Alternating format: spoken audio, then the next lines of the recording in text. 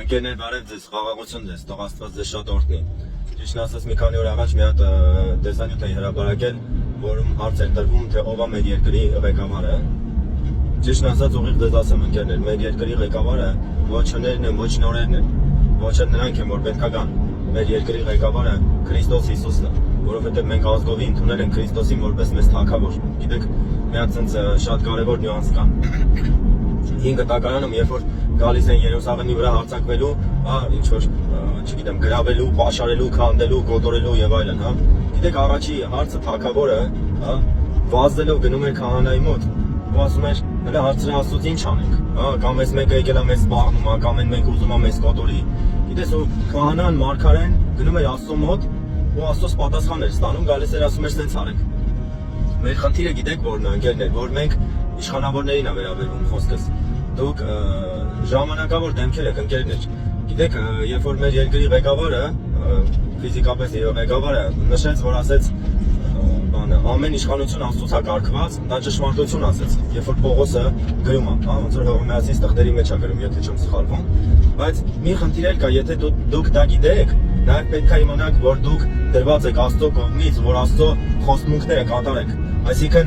գիտեք, շատ կարևոր է, որ մեր երկրի մեջ ես տեսնում եմ, ես էլ եմ ամեն դեպքում ինչքան էլ Աստծունն եմ, ապրում եմ այս երկրում, պետք է հարմարվեմ այն օրենքներին, հաշտվեմ, օրհնեմ իշխանություններին, չգիտեմ, դրված այն վրա։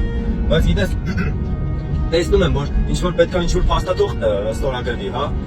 կամ այս կողմ, կամ այն կողմ, չգիտեմ։ Դրա համար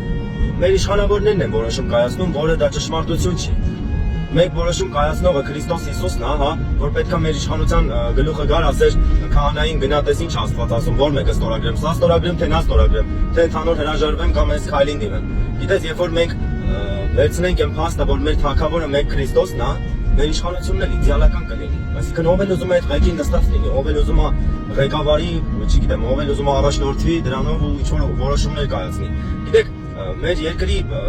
եկեղեցու հենց դերը դրանում է, Աստծո հետ կապող միակ կառույցն է, որպես այդպեսին։ Ղեկավարը կարա գասի, չգիտեմ ոնց Աստծուն մոտիկանամ, բայց եկեղեցու գլխավորը պետք է գնա Աստծո մոտ ծոմով, աղաչանքով, չգիտեմ, եւ պատասխանը ստանա, ընկերներ։ Դա ճշմարտություն է, դա իդեալական կառավարման համակարգ է, որ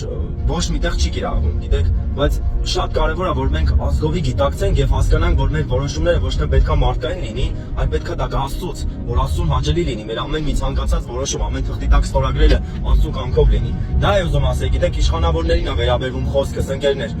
Դուք պետք է առաջնորդվեք Աստծո կանոնակարգով, հա, դուք պետք է ուղիղ նայեք ու չպետք է խոտորվեք, չպետք է կաշառքներին նայեք, չպետք է ինչ-որ ձեր ամբիցիաներին ու ցանկություններին նայեք։ Դուք պետք է նայեք նրան, թե ինչ Աստված ձեզ ասում։ Եթե դուք չեք էլ կարողանում նայել դրան, դրա համար կա եկեղեցական կառույց, որ կարաք դիմեք նրանց ծոմով, աղոթքով ու աղանչանքով մոտիկանան Աստծուն ու խնդրեն այդ հարցի ճիշտ պատասխանը։ Դա է ուզում ասել, ընկերներ, մենք ունենք մեկ թագավոր, որի անունը Քրիստոս Հիսուս է, որ Աստծո միածին որդին է, երանի են ազգին, որի Տերը կլինի Աստված, ուղիղ եմ ձեզ ասում։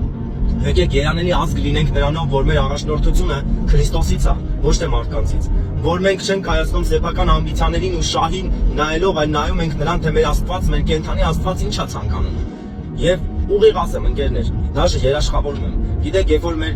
ղեկավարման համակարգը կունենա այս ձևը, մեր երկիրը կծաղկի։ Ասեմ իմանաք, մեր երկրում աղքատ մարդ չի լինի, ուղիղ եմ ձեզ ասում։ Ամեն մեկը կրթված ու փառավոր դեմքեր կլինեն, հա, որ Աստծո իշխանության տակ կլինեն։ Սողոմոն իմաստունի ժամանակ, երբ որ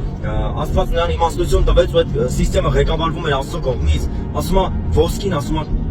այնքան շատ էր, ասում է քարի նման մի բան էր, ասում է այդ տիպի զարգացել էր պետությունը։ Ոսկին այնքան շատ էր, որ սաղավարտել էին սարքում զինվորներին։ Այսինքն ոնց որ բանակի պաշտպանական համակարգերը ոսկուց լինեն, այդքան շատ էր։ Դրա համար Աստված մարդ չի որ սուտ խոսա, տենց է գրած է, գիտեք, երբ որ մենք Աստծո խոսքը պահենք, Աստված էլ իրանը կպահի։ Խի, որովհետև Աստված է ու ասել է իր խոսքի համար որ կանի որ դա տեղի ունենա։ Դրա համար քայլը մեզանից պետք է լինի, ընկերներ։ Աստված իր ամեն քայլերն արել է, ամենը տվել է մեզ։ Երբ որ մենք ղեկավարվենք Աստծով, Աստված էլ կտեսնենք, որ կլցնի ու կօրհնի մեր երկիրը։ Սա է ուզում ասել, թող օրհնված լինեք դուք, ձեր ընտանիքը, ձեր տունը, ձեր տեղը, ձեր գործերի վրա Աստծո